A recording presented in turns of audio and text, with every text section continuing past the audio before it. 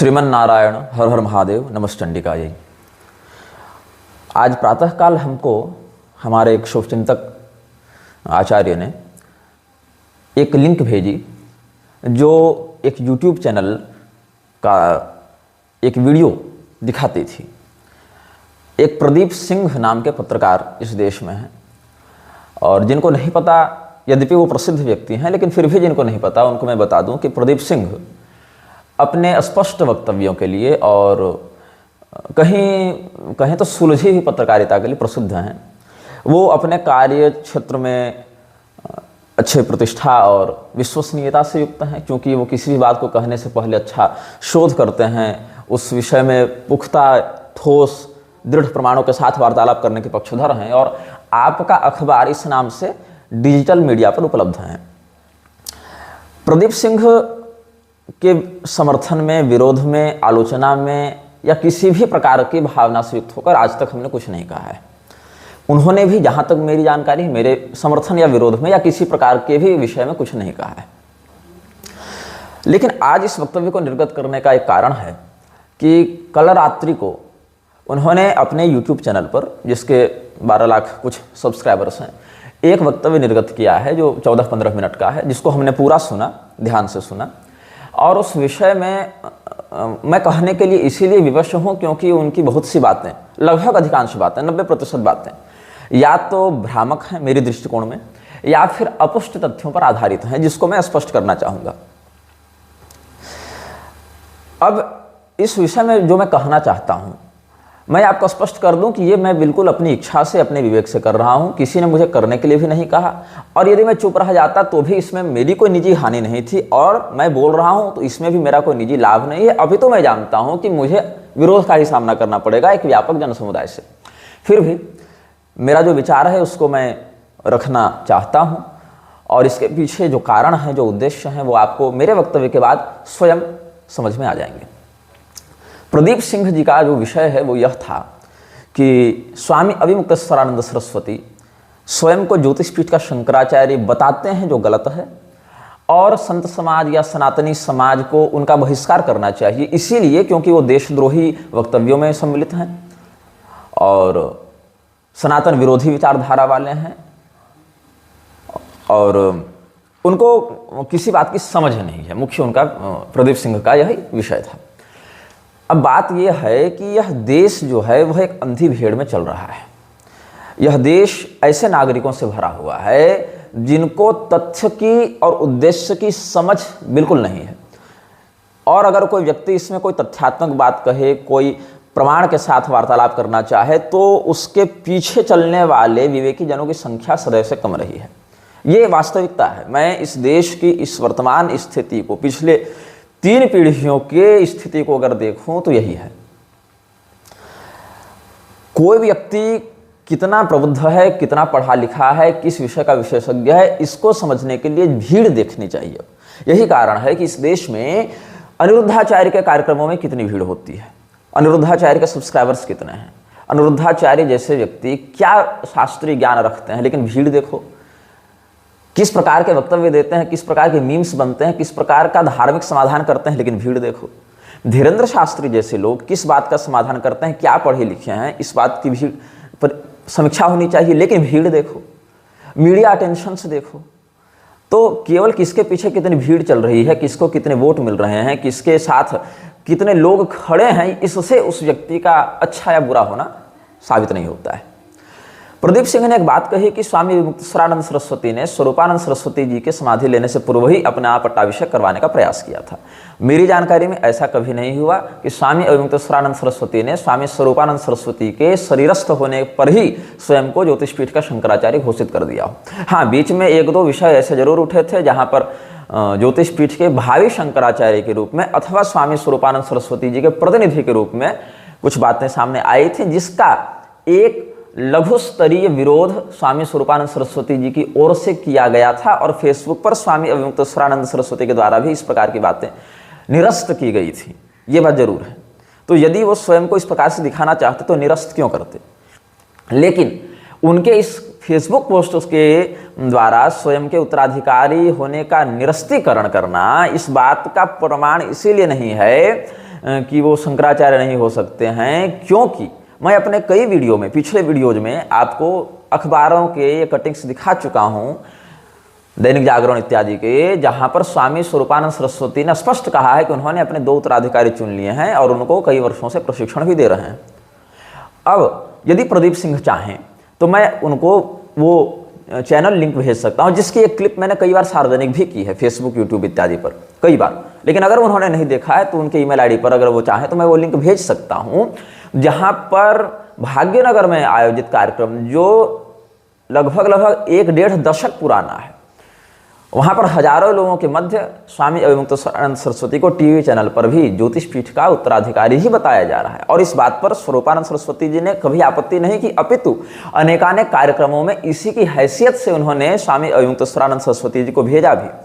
जिन लोगों को ऐसा लगता है कि मैं स्वामी अविमुक्तेश्वरानंद सरस्वती जी का वकील बनकर ये वीडियो बना रहा हूं, वो इस बात को जान लें कि जिस समय प्रदीप सिंह ने, जो इतने प्रसिद्ध हो चुके हैं और उम्र से भी बड़े हैं, पत्रकारिता के क्षेत्र में अनुभव से भी बड़े हैं, उन्होंने स्वामी अविमुक्तेश्वरानंद सरस्वती के विरोध में नहीं बोला था। उस समय 2021 ईस्वी में जब हम 23-24 साल के थे शरीर की दृष्टि से, उस समय स्वामी अविमुक्तेश्वरानंद सरस्वती ज्योतिष पीठ के उत्तराधिकारी के ही रूप में और स्वामी स्वरूपानंद सरस्वती जी के प्रतिनिधि के ही रूप में कुसुम घटा के रुद्र महायज्ञ में आए थे और उस मंच पर हम भी थे और वहां पर एक शास्त्रीय विषय को लेकर हमारा उनसे विवाद भी हुआ था और हमने उस प्रकरण में 2-3 वक्तव्य भी निर्गत किए थे और वो वक्तव्य हमने रीअपलोड किए हैं अभी 4-5 दिन पहले ही अपने यूट्यूब चैनल पर।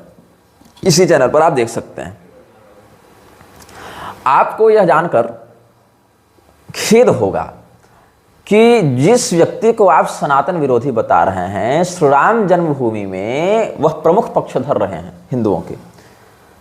श्री राम जन्मभूमि आंदोलन में प्रत्येक स्तर के न्यायालय में आप उसके वर्डिक्ट को देखें तो स्वामी अविमुक्तेश्वरानंद सरस्वती का नाम प्रमुख प्रमाण प्रदाताओं में सनातन धर्म के पक्ष की ओर से आपको मिलेगा। क्यों मिलेगा?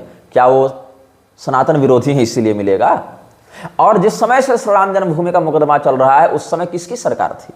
उत्तर प्रदेश में देख लो या केंद्र सरकार में देख लो, किसकी सरकार थी? यदि वो कांग्रेस के चमचे होते, चापलूस होते, तो श्री राम जन्मभूमि वाले मुद्दे पर या तो मौन रहते या हिंदुओं के विरुद्ध कार्य करते।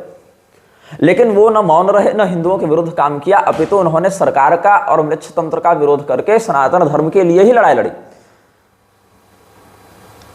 लेकिन जब मोदी की सरकार आई तो सारा क्रेडिट, मीडिया अटेंशन किसको दिया गया? उस रामभद्राचार्य को, जिसके विषय में जस्टिस सुधीर अग्रवाल ने ऑन कैमरा ये वक्तव्य दिया। वो वीडियो भी मैं प्रदीप जी को भेज दूंगा अगर वो चाहें तो, जिसमें जस्टिस सुधीर अग्रवाल ये ऑन कैमरा कह रहे हैं वृंदावन की एक सभा में कि रामभद्राचार्य ने कोई ठोस प्रमाण नहीं दिया और उनके दिए प्रमाणों को हमने निरस्त किया, रिजेक्ट किया, ऐसा वो कह रहे हैं। और रामभद्राचार्य के समर्थक क्या प्रचारित करते हैं कि ऋग्वेद की जैमिनी संहिता मंगाई गई और मुसलमान जज के सामने इसको बता दिया गया कि भाई मैं नेत्रहीन हूं, मैं देख नहीं सकता, लेकिन ऋग्वेद की जैमिनी संहिता में यहाँ पर देखो वर्णन है, और मुसलमान जज नतमस्तक हो गया। जबकि बता दूं, अनपढ़ की बात कहूं तो रामभद्राचार्य के ही समर्थक ऐसे अनपढ़ हैं जिनको ये नहीं पता कि ऋग्वेद में जैमिनी संहिता होती है कि सामवेद में होती है और उस जैमिनी संहिता में कोई प्रमाण है कि नहीं। हाँ, रामभद्राचार्य ने प्रमाण दिए हैं, लेकिन वो प्रमाण तो अविमुक्तेश्वरानंद जी दे चुके हैं और जो अपनी ओर से सेपरेट एविडेंस, स्वतंत्र प्रमाण जो दे रहे थे रामभद्राचार्य, उसको कोर्ट ने रिजेक्ट किया। ऐसा जस्टिस सुधीर अग्रवाल का रिकॉर्डेड बयान हमारे पास उपलब्ध है, वीडियो रिकॉर्डेड, वो भी किसी कमरे का नहीं, सार्वजनिक सभा का बयान। लेकिन क्या हुआ? अपने पॉलिटिकल गुलामों को प्रमोट करने के चक्कर में, मीडिया अटेंशन देने के चक्कर में बीजेपी ने या आरएसएस ने इस प्रकार का छल किया उन लोगों के साथ जो वास्तव में श्री राम जन्मभूमि आंदोलन के प्रणेता रहे या नेतृत्व करता रहे। और वही श्री राम जन्मभूमि मामले में जब पुरी के शंकराचार्य ने सरकार की अनीतियों का विरोध किया था तो हिंदुओं का यही पॉलिटिकल दल भर भर टोकरियां उनको गाली दे रहा था। लेकिन तब मुझे प्रदीप जी का कोई वीडियो स्मरण नहीं है, यदि उन्होंने बोला हो तो मुझे बताइएगा। तब मुझे प्रदीप जी का कोई वीडियो स्मरण नहीं है जब उन्होंने शंकराचार्यों के सम्मान के लिए सरकार के गुलामों से वैर मोल लिया और यह कहा हो कि शंकराचार्य का पक्ष सही है। चलो ठीक है, आप अविमुक्तेश्वरानंद जी को कहते हैं कि ये वसीयत से बन गया है, वसीयत से नहीं बनना चाहिए, नकली वसीयत दिखाई। हालांकि जब पुरी के शंकराचार्य जी की जीवनी पढ़ेंगे, दिव्यानुभूति जीवन ज्योति, वहां भी यही वर्णन है कि निरंजन देव तीर्थ जी वसीयत बना रहे थे। इनको शंकराचार्य नामित करने के लिए। और जब कोर्ट ने बहुत कुछ बातों पर आपत्ति की तो बाकी 3 पीठों की ओर से, श्रृंगेरी और ज्योतिषपीठ द्वारिका पीठ की ओर से स्वामी स्वरूपानंद सरस्वती जी जो अविमुक्तेश्वरानंद जी के दीक्षा गुरु हैं, और स्वामी भारती तीर्थ जी जो स्वामी अविमुक्तेश्वरानंद सरस्वती के अभिषेककर्ता गुरु हैं शंकराचार्य पद पर, उन्होंने ही लिखित रूप से पुरी के शंकराचार्य जी को समर्थन दिया था। तो पुरी के शंकराचार्य जी के समर्थन में तो मुझे प्रदीप सिंह का कोई वक्तव्य ऐसा देखने को नहीं मिला जहां ये कह रहे हो कि हाँ, राम जन्मभूमि मामले में सरकार अपने अधिकारों का उल्लंघन करके धर्म को ध्वस्त करने का प्रयास कर रही है, सरकार सनातन विरोधी। ऐसा मुझे कोई वक्तव्य देखने को नहीं मिला। मैं बता दूं कि प्रदीप सिंह पुराने भाजपाई रह चुके हैं, कम से कम वक्तव्यों की ओर से तो ऐसा ही है।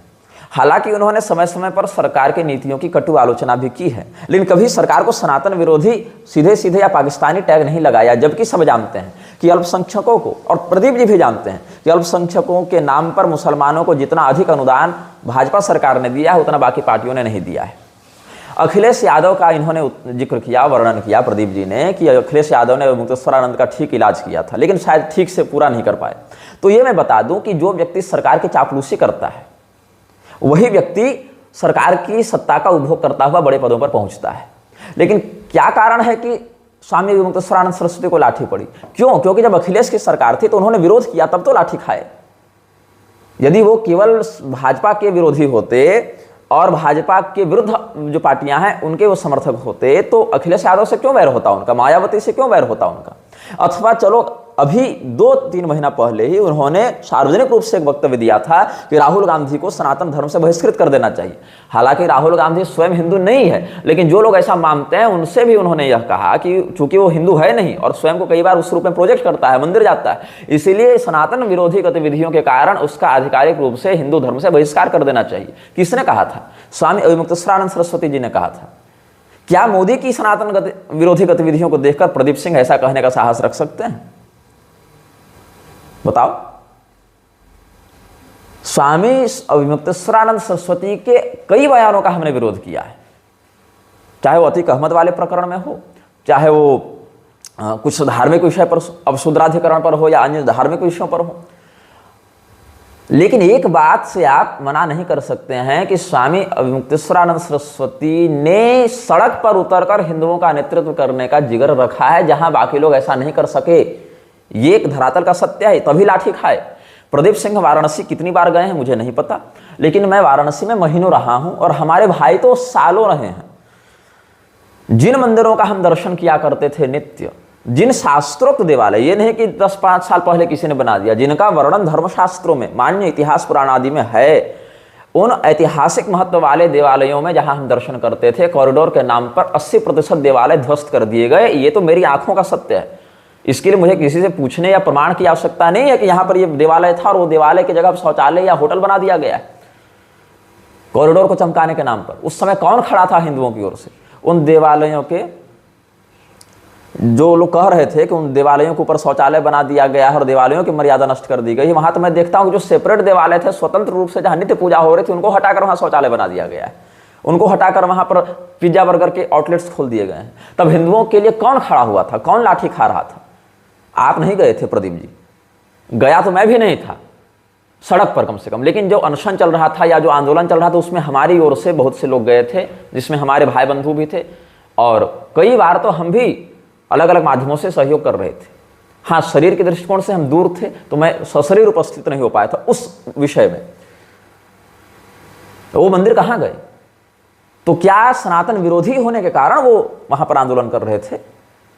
क्या अपने मंदिरों की मर्यादा को बचाने के लिए वहां गोस्वामी तुलसीदास जी के द्वारा प्रतिष्ठित मंदिर को जब तोड़ा जा रहा था, उस मंदिर की प्रतिष्ठा सम्मान के लिए जो व्यक्ति खड़ा हो रहा है और सरकार से और सरकार के समर्थकों से गाली खा रहा है, क्या वो सनातन विरोधी था? इसीलिए ऐसा कर रहा था? पाकिस्तान की भाषा बोलने के कारण ऐसा कर रहा था? अरे पाकिस्तान की भाषा तो सरकार ही बोल रही थी। पाकिस्तान में भी हिंदुओं के मंदिर सुरक्षित नहीं है और यहां भी हिंदुओं के मंदिर सुरक्षित नहीं है। पाकिस्तान में भी हिंदू के तीर्थ सुरक्षित नहीं है, यहां भी हिंदू के तीर्थ सुरक्षित नहीं है। जो व्यक्ति सरकार की अनीतियों के विरुद्ध लड़ने का साहस कर सकता है, क्या वो कांग्रेस की सरकार में चुप था? यदि वो कांग्रेस की सरकार में चुप था तो राम मंदिर के आंदोलन में क्यों सक्रियता से सारे प्रमाणों को एकत्र करके बार बार कोर्ट कचहरी में जाकर हिंदुओं का पक्ष रख रहा था? यदि वो व्यक्ति सरकार का मतलब केवल मोदी का विरोधी होता तो क्यों अखिलेश यादव ने लाठी मारी थी? इसका अर्थ क्या है कि अखिलेश की सरकार में उन्होंने सत्ता के अनीति का विरोध तब भी किया जब उसकी सरकार थी, उसका किया। आज जिसकी सरकार है इसका करेंगे, क्योंकि अनीति वो भी कर रहा था, ये भी कर रहे हैं। लेकिन आपके निर्लज्ज देशभक्त नेताओं को तब लज्जा नहीं आई जब वही राम मंदिर वाले आंदोलन में मुसलमानों को 5 एकड़ जमीन भी दिलवा दी गई और हिंदुओं को एक और विजय जुलूस निकालने से मना कर दिया गया, और हिंदुओं के श्री राम मंदिर के नाम पर जो इंफ्रास्ट्रक्चर खड़ा किया गया उसमें भी मुसलमानों को घुसाने लगे। यहां तक कि प्रतिष्ठा समारोह में भी के नाम पर भी जो चला उसमें भी मुसलमानों को, आप देख सकते हैं साधुओं के बीच में मौलाना को बैठा रखा है। क्यों? अयोध्या को सर्वधर्म संभाव का केंद्र बनाएंगे, क्यों? क्या हम अपने तीर्थों पर भी अपने सांस्कृतिक एकाधिपत्य का संरक्षण नहीं कर सकते हैं? और मोदी सरकार के मुसलमान प्रेम के विषय में तो प्रदीप जी भी कई बार बता चुके हैं। सौगात मोदी कौन देने गया था? मुसलमानों को सौगात मोदी कौन देने गया था? कुछ लोग कहते हैं कि सरकार के टैक्स के पैसे से नहीं दिया गया। तो पीएम केयर फंड के नाम से, प्राइम मिनिस्टर केयर फंड के नाम से जो संस्था बनी और डोनेशन दिया जा रहा है, वहां पर सरकार का जो संवैधानिक अनुशंसन है वो क्यों प्राप्त नहीं है? क्यों वो एक सेपरेट एनजीओ के नाम पर रजिस्टर्ड है, प्राइवेट एनजीओ के तौर पर, जबकि नाम तो पीएम लगा है, प्रधानमंत्री लगा है। अच्छा चलो, आप कहो कि हमने पार्टी फंड से मुसलमानों को दिया, हमारा अल्पसंख्यक मोर्चा है, तो भाजपा को अनुदान देने वाली कितनी पार्टियां हैं? भाजपा के जो आपका एनडीए ग्रुप है उसमें कितनी पार्टियां भाजपा को स्पॉन्सर कर रही हैं इकोनॉमिकली, और कितने मुसलमान भाजपा को पैसा दे रहे हैं? नहीं, हिंदू ही दे रहे हैं। तो क्यों दे रहे हैं? ताकि आप सौगातें मोदी बांट सकें। इस देश की स्थिति वह है कि हिंदू को टेकन फॉर ग्रांटेड इस रूप में देखा जा रहा है। अखिलेश यादव ने अविमुक्तेश्वरानंद सरस्वती के ऊपर लाठीचार्ज इसलिए नहीं करवाया कि वो मोदी का विरोध कर रहे थे और सनातन विरोधी छवि वाले थे, अपितु इसलिए करवाया क्योंकि वो सरकार का विरोध कर रहे थे और सरकार की अनीति का विरोध कर रहे थे। और जिस विषय में कर रहे थे, यदि इनको आनंद आ रहा है कि अखिलेश ने बहुत अच्छा किया, तो प्रदीप जी कह दें कि अखिलेश की सरकार बहुत अच्छी थी, मुलायम सिंह की सरकार बहुत अच्छी थी, क्योंकि आपके चहेते देशभक्त मोदी ने ही हिंदुओं का नरसंहार करवाने वाले, मानसिकता वाले और बलात्कारियों को, लड़के हैं, लड़कों से गलती हो जाती है ऐसा कहकर उन इज्जत जिनकी लूटी जा रही थी, उन बच्चियों का मान सम्मान मजाक उड़ाने वाले मुलायम सिंह को पद्म विभूषण दे रखा है। बलात्कारियों के समर्थकों को, नरसंहारकों को पद्म विभूषण दिया किसने? अविमुक्तेश्वरानंद जी ने नहीं दिया, हमने नहीं दिया, अन्य किसी धर्मगुरु ने नहीं दिया, अपितु सरकार ने दिया।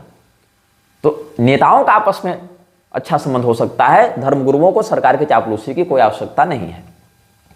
जब आपकी पार्टी के लोग जब धर्मगुरुओं को गाली देते हैं सत्ता की अनीति का विरोध करने के कारण, उस स्थिति में आप क्यों खड़े होकर अपने उन पार्टी वाले लोगों को नहीं चुप करा पाते? आपके तो लाखों फॉलोअर्स हैं, सब्सक्राइबर्स हैं। हाँ, मैं इस बात से बिल्कुल सहमत नहीं हूं कि अविमुक्तेश्वरानंद सरस्वती ने सदैव जितने वक्तव्य दिए हैं सब सही हैं, ऐसा मैं नहीं कह रहा, जबकि मैंने कई बार खुद विरोध किया है, राजनीतिक विषयों पर भी और धार्मिक विषयों पर भी। अतीक अहमद वाले मुद्दे पर जब उन्होंने वक्तव्य दिया, सीए वाले वक्तव्य पर जब हमने सुना उनका मत, तो हमने विरोध किया। धार्मिक मुद्दे पर भी कई बार, अब शूद्राधिकरण को ले लो या स्त्री व्यासपीठात्मक ले लो या और बहुत से मुद्दों पर हमने लिया। लेकिन आप बात करते हैं अखाड़ों की। आज बताइए, किन्नर जगतगुरु के नाम पर मुसलमानों को किसने जगतगुरु बना रखा है? क्या अविमुक्तेश्वरानंद सरस्वती ने बना रखा है, निश्चलानंद सरस्वती ने बना रखा है, भारती तीर्थ जी ने बना रखा है? किसने बना रखा है? अखाड़ों ने बना रखा है। नेताओं की दलाली कौन करते हैं? अखाड़े करते हैं। आप अखाड़ों की बात करते हैं, अवधेशानंद का मैं आपको वीडियो भेज सकता हूं, जो जूना अखाड़ा का महामंडलेश्वर है। अवधेशानंद ऑन स्टेज मंच पर कह रहा है प्यारी कुरान, पवित्र बाइबल और वेद सब एक समान है। हमारे वेदों को कुरान और बाइबल के समकक्ष बताया किसने? क्या अविमुक्तेश्वरानंद जी ने बताया? नहीं, आपके अखाड़ा के अवधेशानंद ने बताया। मदनी के साथ कुरान का आदान प्रदान किया अविमुक्तेश्वरानंद जी ने किया? नहीं, मदनी के साथ कुरान का आदान प्रदान आपके अखाड़ा निरंजनी वाले कैलाशानंद ने किया। ये अखाड़ों की वास्तविकता है। एक कुमार स्वामी नाम का है, कोई नागपाल करके है, उसके विरुद्ध भी हमने वीडियो बनाया था, जो कि खुलेआम मंच से अल्लाह अकबर का नारा लगवाता है। उसको विश्व गुरु, जगत गुरु की उपाधि किसने दी? अविमुक्तेश्वरानंद जी ने दी कि पुरी वालों ने दी? उसको जगत गुरु की उपाधि आपके अखाड़ा वालों ने दी। किन्नर अखाड़ा के नाम पर असामाजिक तत्वों को, समलैंगिकों को धर्मगुरु के रूप में कौन हिंदू समाज पर थोप रहा है? ममता कुलकर्णी को महामंडलेश्वर किसने बना दिया? ये जो मेकअप करके बैठती है हिमांगी सखी, जिसने कहा था 400 पार नहीं आएंगे मोदी के तो मैं आत्मदाह कर लूंगी, ऐसे नाटकबाज लोगों को जो स्वयं को अर्धनारीश्वर का अवतार बताते हैं, उनको महामंडलेश्वर, जगतगुरु, शंकराचार्य, ये सब कौन बना रहा है? अखाड़ा वाले बना रहे हैं। ये सब धार्मिक संक्रमण कौन फैला रहा है? अखाड़ा वाले फैला रहे हैं। और आप चाहते हैं कि वही अखाड़े इतने बड़े हो गए कि इस प्रकार से मान्यता देते या हटाते फिर? भाई अपने से शंकराचार्य घोषित नहीं हुए हैं, आपको आपत्ति, आप श्रृंगेरी से बात कीजिए। श्रृंगेरी की पीठ को तो आप मानते हैं ना, श्रृंगेरी को योग्य लगा तो उन्होंने अभिषेक किया।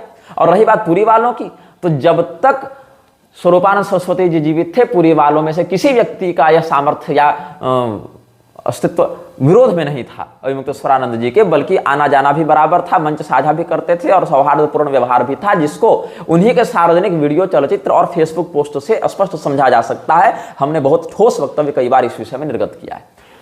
तो सनातन धर्म के धर्मगुरु पर, चाहे किसी पीठ के शंकराचार्य हो, रामानुजाचार्य हो, मैं अपनी बात नहीं करूंगा इसमें, क्योंकि फिर लोग कहेंगे स्वार्थी, अन्य की ही बात कर लो, अन्य संप्रदायाचार्यों की बात कर लो। उनको जब आपकी पार्टी के लोग गाली देते हैं, देशद्रोही कहते हैं, तो आप क्यों नहीं कहते हैं कि तुम अपने संतों का सम्मान करो? आप अखाड़ों के द्वारा अयोग्य व्यक्तियों को शंकराचार्य, जगत गुरु, महामंडलेश्वर बनाए जाने पर क्यों विरोध नहीं करते हैं? आपराधिक छवि वाले गुंडों को जिस समय, या खुलेआम मुसलमानों से गले मिलने वाले, खुलेआम मुसलमानों का समर्थन करने वाले लोगों को आप क्यों भला बुरा नहीं कहते? सिर्फ इसलिए कि वो अखाड़ा के ब्रांडिंग से चल रहे हैं और वोट बैंक को मैनिपुलेट करते हुए किसी पार्टी विशेष के या आपकी चहेती पार्टी के बूथ कर्मचारी के रूप में प्रस्तुत हो जाते हैं, केवल इसके लिए? क्या सनातन धर्म के मंदिरों के लिए खड़े होने वाला, क्या सनातन धर्म के तीर्थों के लिए खड़े होने वाले व्यक्ति, क्या सत्ता किसी की हो, अगर गलत अनुभव किया तो विरोध करने वाला, चाहे अखिलेश की हो, चाहे मायावती की हो, चाहे राहुल गांधी को सनातन से बहिष्कृत करने की बात हो, चाहे मोदी का विरोध करना हो, व्यक्तिगत नहीं, सत्तागत विरोध आप व्यक्तिगत मान सकते हैं। लेकिन एक और मोदी मुसलमानों के लिए इतना अनुदान दे रहा है, स्वयं कह रहा है कि जम्मू कश्मीर सुरक्षित है, वहां हम कर देंगे, सब बढ़िया हो गया। पहले जो खुलेआम सेना से माफी मंगवा रहा है, जम्मू कश्मीर की जो वहां तैनात है वहां पर सेना से माफी मंगवाने को ग्लोरीफाई कर रहा है वीडियो में, एनडीटीवी में वो चला था। जनरल जीडी बख्शी तो पढ़े लिखे हैं, वो क्यों सरकार के विरुद्ध कह रहे हैं कि आपने सैन्य बल में 1,80,000 सैनिकों की कटौती करके मूर्खता की है? वो आप रिपब्लिक भारत में वीडियो देख सकते हैं, एनडीटीवी में वो वीडियो चला था जहां मोदी ने कहा था कि हमने सेना से माफी मंगवाया, पहली बार भारत के इतिहास में ऐसा हुआ कि सेना ने माफी मांगी। अमित शाह का बयान मैं आपको भेज सकता हूं, जिसमें वो कह रहा है कि जम्मू कश्मीर के हालात हम बिल्कुल जम्मू कश्मीर की पुलिस पर छोड़ेंगे, सेना वापस बुलाएंगे। और जम्मू कश्मीर पुलिस में कौन है? इंटेलिजेंस की आप बात करते हैं, इंटेलिजेंस की रिपोर्ट क्या कहती है? जम्मू कश्मीर की पुलिस कितनी देशभक्त है भाई, वहां कौन से लोग बहाल हो रहे हैं? ये तो वो सरकार है जिसने कहा कि हम सिविल सर्विसेज में सबसे अधिक मुसलमानों को भर्ती कर रहे हैं, दारुल उलमा से पढ़े हुए मौलवी सेना में बहाल किए जाएंगे। किसका बयान है? मुसलमानों को हथियार देकर, उनको पुलिस ट्रेनिंग देकर सेना फौज में बहाल करके, पुलिस में बहाल करके, IAS IPS बनाकर आप कौन सा देश हित का काम कर रहे हैं, जब उनकी नीयत स्पष्ट है कि वो रिक्शा चलाए, चाहे हामिद अंसारी बनकर उपराष्ट्रपति के पद पर बैठा हो, उनका एक ही एजेंडा है, जिहाद, भारत को इस्लामी राष्ट्र बनाना, यही उनका एजेंडा है। आपकी सरकार उनको बार बार प्रमोट कर रही है और सरकार किसी की आय प्रणाली यही रहती है, लेकिन आपकी सरकार ने कुछ ज्यादा ही अपनी छाती में उनके लिए ममता का दूध उतार रखा है। ये एक धरातल का रिकॉर्डेड सत्य है, जिसको आपके सरकार के मिनिस्ट्री और नेता सार्वजनिक बयान देते रहते हैं। आपकी सरकार सेना की कटौती करती है, आपकी सरकार वहां से फौज को हटाने की बात करती है, वहां जम्मू कश्मीर पुलिस में मुसलमानों की बहाली करके उन्हीं की जिम्मा वहां के सारे लोगों का हाल छोड़ना चाहती है। और आप कहते हैं कि देशद्रोही अभिमुक्तेश्वरानंद जी हैं। हाँ, उन्होंने पूछा कि आपको कैसे पता चला कि पाकिस्तान से आए कि यहाँ के थे? पूछा उन्होंने। क्यों पूछा? क्योंकि आपकी पार्टी भाजपा के प्रवक्ता अध्यक्ष जेपी नड्डा ने पिछले साल चुनाव में बयान दिया था कि पाकिस्तान की सीमा, भारत की सीमा पर 200 आतंकवादी या जो भी आतंकवादी हैं वो खड़े हैं, यदि हमें वोट नहीं दोगे तो वो आतंकवादी भारत में घुस जाएंगे। तो बताओ कि जेपी नड्डा की इंटेलिजेंस क्या काम कर रही थी? वो 200 आतंकवादी घुस चुके कि बाहर भाग गए, कि आपके टीम के आपकी मेंबरशिप भाजपा की ले ली, जैसे कि गिरफ्तारियां हो रही हैं? मैं स्पष्ट कर दूं, मैंने आज तक कोई वक्तव्य कांग्रेस के समर्थन में नहीं दिया है, आप लिखित या मौखिक नहीं दिखा सकते, या किसी पार्टी को हमने कभी भी ऐसा नहीं कहा कि इसकी सरकार आनी चाहिए, क्योंकि सारे लोग हमाम में यहां नंगे हैं। एक दूसरे के नेताओं से गला मिलना और पार्टियां बदलना स्वार्थ के कारण सब में है, बिल्कुल है। आप जनादेश की बात करते हैं कि जनादेश से सरकार चुनकर आई है, तो जनादेश से तो फिर ममता बनर्जी भी चुनकर आई थी, तो क्या उसके अत्याचारों के विरुद्ध बोलना छोड़ दिया जाए? जनादेश से तो फिर स्टालिन भी चुनकर आया है, उसके विरुद्ध बोलना छोड़ दिया जाए? जनादेश से तो केजरीवाल भी चुनकर आया था, तो क्यों उसकी नीतियों को आप भला बुरा कहते थे कि ये देश हित में नहीं है? भारत का जनादेश तो वह कहता है कि आप एक बोतल मुर्गा दारू देकर किसी व्यक्ति का वोट अपने यहां खरीद सकते हैं। ये हाल है भारत की जनता की। भारत की जनता का बौद्धिक स्तर आप देख लो कि लाखों लोग बैठे हुए हैं मंडप में। धीरेन्द्र शास्त्री यह कहता है कि भारत की अंतरिक्ष एजेंसी नासा को हम कोऑपरेट करेंगे अपनी शक्ति से, और लोग ताली पीटते हैं जिनको ये नहीं पता कि इसरो है कि नासा है। भारत की जनता का हाल आप देखना चाहते हैं, वो ये देख लो कि भारत की जनता तो 144 साल के बाद महाकुंभ आया इस अफवाह में उड़ी जा रही है, जबकि 2013 में ही भाजपा की सरकार के द्वारा छापे गए आउटलेट में 2013 वाले कुंभ को भी बताया गया था कि यह भी 144 साल बाद वाला महाकुंभ है। तो इस स्थिति में कैसे पता चलेगा कि भारत की जनता कितनी बुद्धिमान है कि किसको शंकराचार्य बनाना है, किसका बहिष्कार करना है, इसका निर्णय ले सके? आप धीरेन्द्र शास्त्री के पाकिस्तान के किस आतंकवादी के साथ मंच साझा किया मुक्तेश्वरानंद जी ने, ये बताओ, या किस आतंकवादी ने उनके कार्यक्रम को स्पॉन्सर किया? हाँ, ये बात जरूर है कि आजम खां इत्यादि के साथ उनके चित्र हैं जिसका हमने विरोध किया था, लेकिन चूंकि सरकार में वो मंत्री था तो मंत्री की हैसियत से वही मिलने आएगा, ये उन्होंने मुझे बताया। ये बात सत्य है कि अंबानी के यहाँ वो गए शादी में, और इसका मैंने प्रश्न किया, वीडियो बनाकर किया और व्यक्तिगत मिलने पर भी किया, और वृंदावन की गोरक्षा सभा के मंच से उन्होंने इस बात का उत्तर दिया था मेरे सामने। मलूक पीठ वाले राजेंद्र दास जी भी वहीं थे। उन्होंने क्या कहा था कि हमको अनिल, ये क्या लड़का का विवाह हुआ था, अनंत अंबानी जो भी है जिसका विवाह था, उन्होंने आश्वासन दिया कि उनके पास जो मैन पावर और टेक्नोलॉजी है उससे वो भारत के देसी गौवंश की जनगणना करके बताएंगे कि हमारे देश में विशुद्ध प्रजाति के बिना मिश्रण वाले बीज के कितनी गौवंश सुरक्षित हैं। इसीलिए हम वहां पर गए थे वो विषय वार्तालाप करने, और ये पूरे देश में घूमकर गौरक्षा के लिए आंदोलन भी कर रहे थे, शांतिपूर्वक, कोई लाठी डंडा लेकर नहीं। लेकिन सरकार और न्यायपालिका की वो हालत देखो कि रोहिंग्याओं के लिए इनके पास समय है, इनको कैंप लगा लगाकर बांग्लादेशी और रोहिंग्याओं को बसाने में रुचि है, लेकिन ये लोग अच्छा गाजा फलस्तीन वाले विषय पर ये रोड मार्च की अनुमति दे देते हैं, लेकिन गौरक्षा के लिए शांतिपूर्वक हिंदुओं को यह आंदोलन करने की अनुमति नहीं दे सकते हैं, जबकि कोई लाठी डंडा बम बारूद लेकर नहीं गया था। ये स्थिति है। तो मैं बस ये कहना चाहता हूं कि धीरेन्द्र शास्त्री का जो दुबई में कार्यक्रम करवाया था अबू अब्दुल्ला, वो तो जाकिर नाइक का परम मित्र है, ओपनली है, सार्वजनिक है।